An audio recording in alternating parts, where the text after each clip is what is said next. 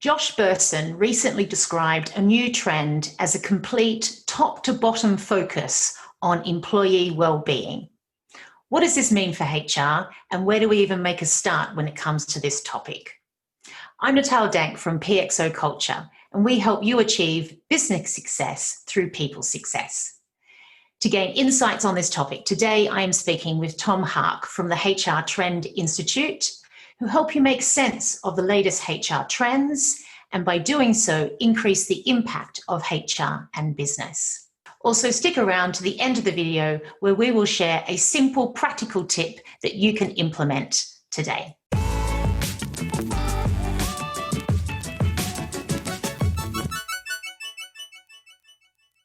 Okay, so let's get into it. Tom, how are you today? I'm fine. Excellent. Looking fantastic in orange. Yeah, Dutch. I'm Dutch. So correct. So what's your thoughts on well-being? We used to talk a lot about health and safety in the workplace. Then we seem to talk a lot about engagement, but now it's all about well-being. What does this word even mean when it comes to HR? What's your thoughts? And then you even forgot happiness. We have also had this period with happiness. So engagement, happiness, satisfaction, well-being. I think it's all about the same subjects. Do people feel good at their work? Can they contribute? Are they safe? So it's a wide range of things that determine the well-being of people. And they are not the same for everybody. We talked about personalization in other sessions. Also here it's important. What makes people tick? What is important for people? Of course, there are some common elements, but there are also different things for different people. And that we have to take into account. And it's not only the well-being of the employees. We should look at the well-being of a wider range of people. In a sense, all the people who are connected to organizations. It's the clients, of course. It's the stakeholders, the shareholders. It is the suppliers. It's the visitors. It's the candidates. So there's a wide group of people, and we should take care of all their well-being. Not only but maybe society as well. Yeah. Are we helping the people in the wider society? So it's a big subject, and I agree with Bersin. It should be high on the list of HR, and of course it's a subject where HR can contribute a lot. Yeah, definitely. Well, coronavirus has brought it to the fore, hasn't it? But again, it was something that was already there and was developing. So again, it's been accelerated by the changes that have happened. It's interesting. I really like that you've touched on, it's about how people feel, how they feel good about work, and it's touching on the experience of work. And this means everyone involved, not just the single employee. However, when we go to the topic of well-being, I'm seeing everything from yoga classes through to mental health helplines. So there just feels like there's so much that sits in this space. Where does a HR team even start when they come to the topic of well-being? Yeah. I think it's a little bit with well-being as it was with, for example, fun. If you talk about fun at work, there was a time when fun and work were disconnected. Then we worked, and then on Friday we had some fun.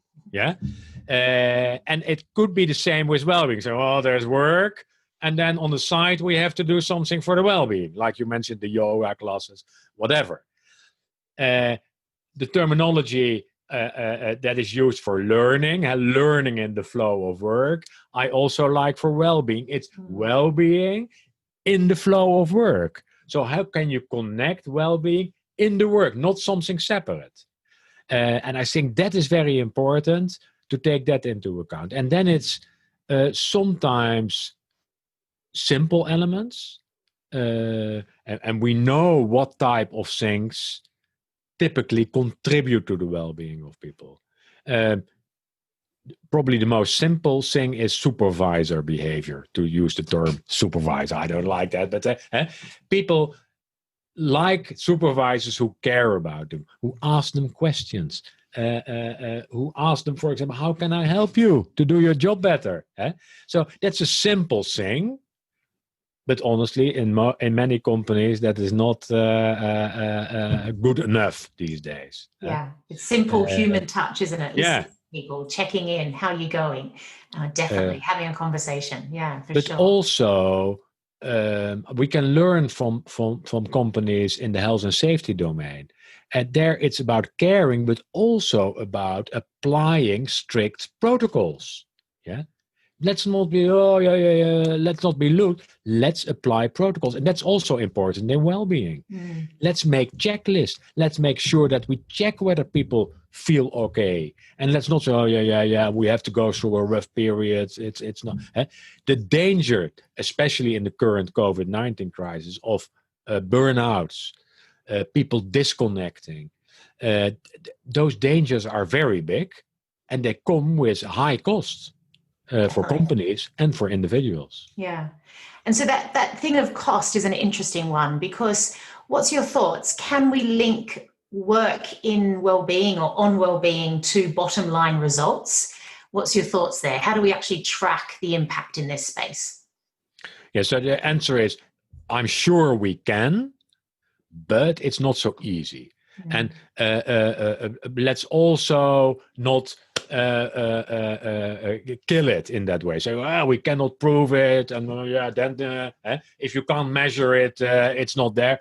I think we all know and we realize, and the research that is there proves it, that people who feel more home at work, who feel that they can contribute, that they, people who feel that they can learn a lot, people who feel that they belong to the organization, that they contribute to the purpose of the organization, that leads to better results for clients and better results for shareholders or other stakeholders. Yeah, definitely. And I think that's also what you can track, because I think what we do wrong sometimes in the well-being space is we track all the yoga classes. We've delivered so many things for well-being, but we're not really tracking the knock-on impact or effect into things like net promoter score, or how are we delivering the value to the customer, or feeling good and coming to work each day. So if we start to actually look at how it impacts how people are working, I think we can demonstrate a lot more value.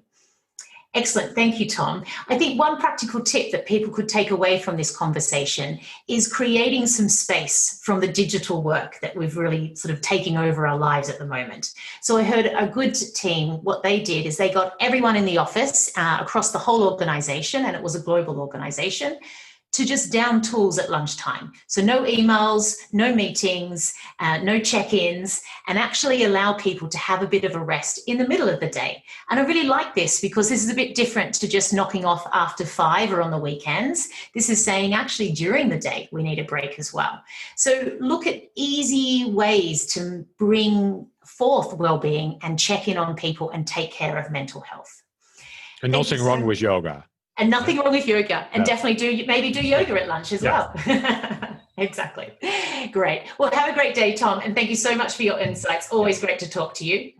If you enjoyed this video, please like and subscribe. And do let us know what you would like to focus on next in Talking Trends with Natal and Tom. Thank you.